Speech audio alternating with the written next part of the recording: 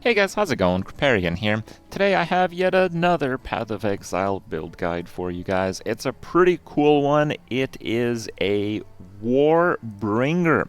Now this is a Ascendancy that is one of the least used Ascendancies in the game, and it actually has some pretty strong minion synergy, and I wanted to show you guys a little bit of what I came up with. It is a build that primarily utilizes the skeletal Reavers, which again, I know some people are using them, but to be frank, they are the least used endgame damage-based minion anyway. But they're actually pretty good, and they work really well with the Warbringer, so there's some pretty cool stuff that I can show you guys, as well as what actually makes the Warbringer pretty unique. The Warbringer is actually a really cool Ascendancy. So yes, we are playing minions, but before we get into the minions, let's go over to why Warbringer.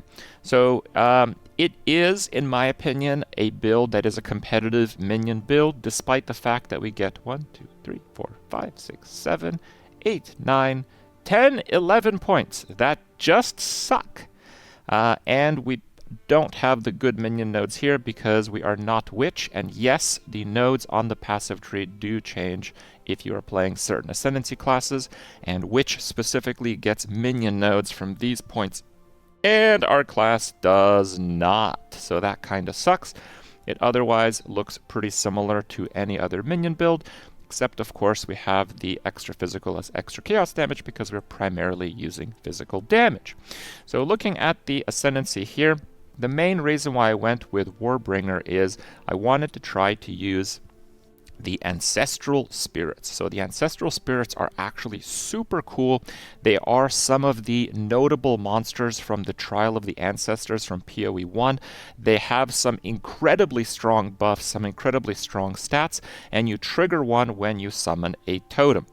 And we also have the 20 DR, and it's from your nearest totem, so it doesn't have to be close to you. It's not like a nearby totem. The consistency of this node is actually pretty good. I've also learned that the totems that you spawn can actually, and almost always will be healed by your skeletal clerics. So your totems actually don't die with this build because we do have to use a good number of clerics to make the build work overall. I am utilizing Encase in Jade, which is interesting, and we'll go over how that works in a second. It's not like amazing, but it's pretty good. And then I'm using Warcaller's Bellow, which is amazing, and I will go over why we do that as well. Initially, I thought about using the Imploding Impacts. You can break armor to below 0, and I will just kind of educate you guys on how this works. So if a monster has, let's say, 5,000 armor, you can then reduce it to minus 5,000 armor. Now, the damage that you deal versus armor, you guys know I've gone over that a few times in videos.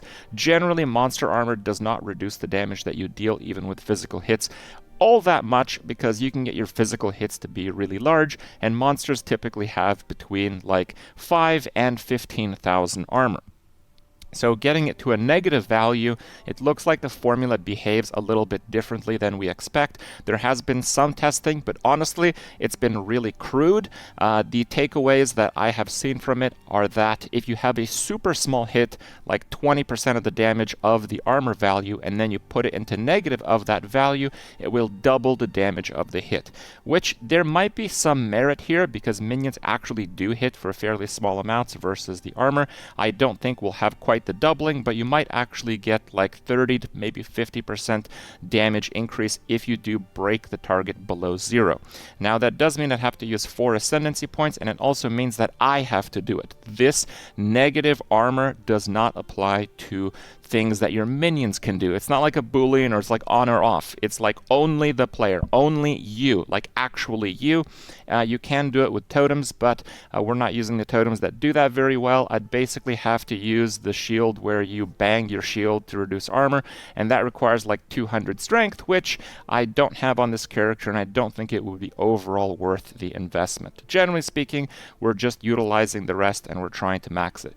I think the negative armor formula is actually terrible, so if they ever revise this, it could make the build significantly better. Nevertheless, we're utilizing pure physical damage. Why are we utilizing pure physical damage? Well, one thing that I noticed as I was playing through the campaign, so I'm using the only totem that you can use if you don't have like a weapon that deals damage. In PoE 2, they're called martial weapons. If you have no martial weapons, you have to use Dark Effigy. It is the only totem that is a pure spell totem. Now, it does like a little bit of chaos damage if things are affected by chaos. We don't really care about that. But the main thing that makes it really click is Font of Rage. Normally, you'd put Font of Rage on your Pain offering, but because the offering can die, and usually does die very quickly, it's static, it doesn't move with you, and if you do want it to have a meaningful area, you have to use it with Expanse, which actually gives it a cooldown. That cooldown doesn't really matter too much, but you can't spam it. And because you want the effect to go with extra area, the actual Font of Rage does not gain benefits from that area. So Font of Rage, while it's pretty good in how all minion builds use it with Pain offering, it doesn't really max out the rage of the minions. So if you are using a totem in order to get your ancestral minion, see there's one, this guy does pretty good damage and stuns, the totem is actually a super reliable rage stacker. Super reliable. Now, rage stacks pretty slowly, but one thing that it does is it doesn't go away if you keep gaining it. And this guy right here, this is like the club hornblower. He has Warcaller's Bellow, 5 rage on hit and 10 action speed. So basically, we can get really good rage uptime if we are just chain using the totem in front of us. And we're getting a lot of the utility from these minions. There's the one that gives like rage on hit. 5 rage on hit is a tremendous amount, by the way. There he is again. You can also get this guy. It kind of like stuns stuff with like a cast. This guy does really big damage and stuns stuff. And the other one, which I can't seem to get when I'm actually just trying to showcase it, is the turtle. And the turtle has a 50% all defenses aura that also gives you like 25% block, but the block in PoE 2 is 25% of the shield's value, so it would give me like 9 or 10% block depending on how that rounds. But defenses includes energy shields. You see I actually have 500 more energy shield in that aura, which is pretty cool. So all those rage mechanics basically means we can add rage. What does rage do? Rage gives you more melee physical damage, 1 per rage. But Reavers specifically, it says on the gem, but it's not clear. Let's see here. Okay, so the command, enrage all skeletal reavers, causing them to lose life over time and gain rage on hit. This is separate. Skeletal reavers do more attack damage and gain attack speed based on their rage. Now, normally, rage does not give attack speed. In the data mine, and I imagine it's accurate because in-game it seems to be, in the data mine on PoE 2 DB, it shows that Reavers get 6% more attack speed per 2 rage, I believe, which basically means they double their attack speed. It's a more multiplier if they have full rage, which is insane. That's a lot. And the quality bonus is minions have more effect of rage, so that would benefit the attack speed and the multiplier damage to attacks, meaning that skeletal reavers, when they go from no rage to full rage, pretty much triple their damage. And Reavers actually do really high damage. Mine are not like a crazy level. Level 26 is not that crazy. They do 5,000 DPS, and that is with Bloodlust, which is not currently active because they're not attacking something with bleeding right at this very moment. It's not included in the tooltip, and it doesn't include the tripling effect of their damage when they actually have rage on them. So basically, the Reavers do a lot of damage, and with this setup, because you're incentivized to constantly use your totem to get the DR bonus, to get the buffs from your ancestral minions, you actually just maintain their rage really well. The main issue with Reavers are their melee, so if you have too many of them, they kind of bump into each other. It actually works pretty well on bosses because they're usually in the open and have larger hitboxes, but as you're map clearing, they're not amazing for map clearing. The second problem is that if you use their command, they actually exponentially start taking more and more damage. They first have to hit something for that to work. The way around this is to have a weapon swap that has none of them. So if you weapon swap, they actually come back and do not have that effect anymore, so you can micromanage it a little bit. It might trigger the res stuff, but it's not too bad. The other issue with Reavers is that there is no real curse for them. In general, the reason why Reavers, despite having the highest base damage of all minions, actually, they're the highest, physical is just not good. But it's not good because it's inherently bad, it's because of the curse system. If you're doing fire damage, for example, you can do like 30-something fire expose, and then you can do a curse with effect on a weapon swap for like minus 80% fire resist, totaling over 100% reduction in fire resist. And yes, that does go past negative. Only penetration effects stop at 0. So if you're playing fire, you like expose and curse, and you like more than double your damage. If you're playing physical, all you have is vulnerability, but vulnerability, all it does is ignore armor on hits, which actually doesn't stack at all with armor breaking. So if you're playing physical, you actually don't have a curse at all. Like, I don't have any bother to slot a curse, but you can slot temp chains or enfeeble if you want. That's the divide. So right now, elemental-based minions are doing about double the damage because of the imbalance in curses. Honestly, they're definitely going to take a look at that at some point. The way you have to think about it is, if we had a physical curse that doubled the damage of physical minions, and the elemental curses did nothing, which is currently the case, the flip would be quadruple, right? So right now, like let's say you're playing like the cold mages. So right now, cold mages are doing like double the damage of Reavers. But if you take away all the cold reductions and you double the physical damage, it's actually Reavers that would be doing double the damage of the cold mages, right? So it's pretty interesting, because if they ever address the curse imbalance situation, suddenly everyone's going to start using Reavers, and actually Warbringer is possibly the best Ascendancy to scale physical-based Reaver minions. So how do we break armor? We actually use a skeletal sniper. I'm currently only using 3 of them. The corrosion, so poison applies by your skill, also break armor equal to 80% of the poison damage dealt. So I use the gas arrow, and I've very intentionally removed any fire damage and any ignite effect from any of my minions. So if you do no fire damage, the poison gas arrow actually constantly keeps doing damage. And I have bidding, so that poison arrow does more damage. Feeding frenzy, because I have so many melee minions, actually the few archers that I have are never really targeted, so it works just fine. And I have lacerate. If you have the bloodlust as your final link on the Reavers, it makes sense just to do like a bleed delivery. Now, the way that armor break works is you get a bunch of armor break from corrosion. You almost instantly break the armor of absolutely anything, including bosses with huge armor values. I then have Demolisher and Splinter on my ancestral spirits to basically keep it rolled. So if you break any armor when they're already totally broken armor, it refreshes the armor break stack. So I do like a poison arrow at the start of a boss fight, and then typically I don't have to do that anymore because the ancestral spirit will carry the rest. I use Cold Infusion and Cold Pen on the Ancestral minion to kind of get a little bit of cold damage and slow down the targets through Chill. This is fairly ineffective. The only real thing you can do with Ancestral Spirits is give them Infernal Legion, because you're constantly recasting them. They're not really going to die before the totem expires. They actually are respawned, and they die when the totem dies, for example. It's just we're not using that because, again, we do not want to have any form of Ignite, because that would blow up the Poison Cloud, which would make the armor shredding, which is just an insane setup for armor shredding, it would basically nullify it. So that's why we are not using that. Onto more skills.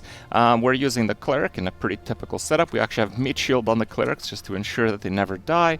Grim Feast is like Overflow on Energy Shield, which is completely insane. And that's pretty much like the minion side of things. Utility on the Skeletal Warrior if you have a Rattling Scepter, which I do recommend that you try to get. Here it is, Seismic Cry. This is a really interesting tech. So Seismic Cry is typically used by characters that do slamming effects, but Seismic Cry has a little area there in the text. So if a heavy stunned enemy is hit, your next slam is empowered to perform an additional aftershock. If not, so when you use this, if it doesn't hit anything that's stunned or primed for stun, if not, this skill's cooldown is reset. Okay, so what that means is, there. Just to be clear, I do not have the Ignore Warcry cooldowns. I can just do this all of the time. I have no Warcry cooldown because nothing is really getting stunned except an occasional rare or boss, in which case I am trying to keep my distance from those monsters anyway. And a little bit of a tech for it is, so first off with Daze, because it actually helps to build up stun on those targets if you want to hit them a little bit, is concentrated effect, so less area, 50% less area.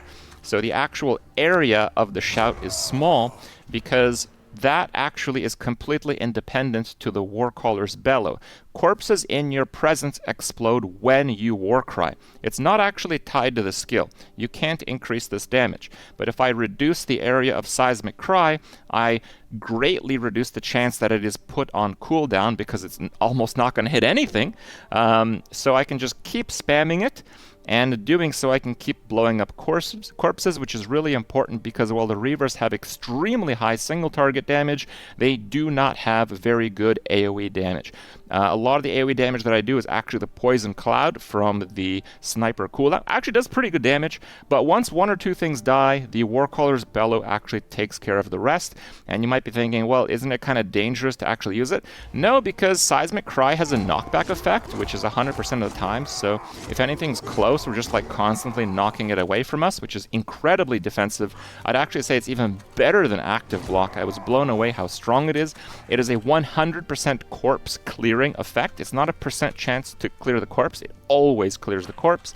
And a lot of on-death effects, while they're about to pop off, you can actually utilize a Warcry to get rid of the corpse. It actually cancels the on-death effect. Like those big guys that when they die, they explode like 2 seconds later. If they die and then you Warcry, it cancels the on-death effect of the monster. So it's actually incredibly strong. And we use Energy Barrier, so Energy Shield recharge begins immediately and is not interrupted by damage for 2 seconds when stunned while using supported skills. So you basically spam this. We don't get stunned that much, but when you get stunned, because you will eventually, 1600 life is not a huge amount for stun threshold, and if you get stunned, you basically get all your Energy Shield back. So Warcry spamming with Reavers on Warbringer is actually really good. This has worked out pretty well. Let's go over the Encased in Jade. So this is a skill that most people think is a bit of a meme. You can see I have 10 stacks here, which means I can get the full effect when I actually use Encased in Jade. The truth is, I almost never really use it, but there is a passive bonus to it. 1% physical damage reduction per stack, and when you are damaged from a physical hit, you lose a stack, but it gains a stack every like second, so it gets back pretty quick. Basically, you take 10% less damage from physical hits, and that's not too bad. That's pretty much it. It's not too bad. You can use it for the cooldown. There's a few things to be aware of. You cannot cancel it, despite what they said in one of their interviews. You cannot cancel Jade Form. You are stuck in Jade Form. So it absorbs about 6,000 damage at my current level. Its level will go up as I level my character. Now, this is really good because if I'm like completely surrounded and all my minions are dead and I'm just waiting for my minions to res, and I Jade Form, I actually take like no damage. If I take no damage over time, it means I take no damage whatsoever, which means my energy shield can start recharging. And then my minions will come back and res. Now, if I didn't have the Warcry tech, I'd actually say that Encased in Jade is really good and pretty key to the character, but after playing this character quite a bit, I will say that just spamming Seismic Cry tends to have a better defensive effect than using Encased in Jade. So really, Encased in Jade, I'd pretty much only use to avoid like a one-shot boss mechanic. It's a really fast cast time. It's like a 0.3 cast time, and I currently put Arcane Tempo with it to be even faster, and you can use +1 Physical Master to get it a little bit higher value. So that's pretty much the character. I think it's a very effective summoner. If you've played your brains out of Infernalist, I think this is maybe the next best thing, because it's not just that it's an effective build.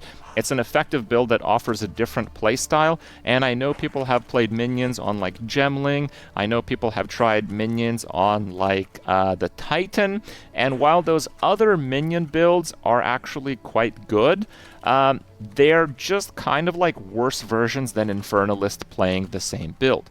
This Warbringer build is its own build, and I would say that the Infernalist actually cannot match a physical version that is quite as effective. So that's pretty cool, especially because I believe a lot of the physical-based stuff will be buffed in the coming patches. Thank you guys for enjoying the video. Once again, if you want to check out the full guide, make sure to check out the written form on Mobalytics in the link below. See you next time.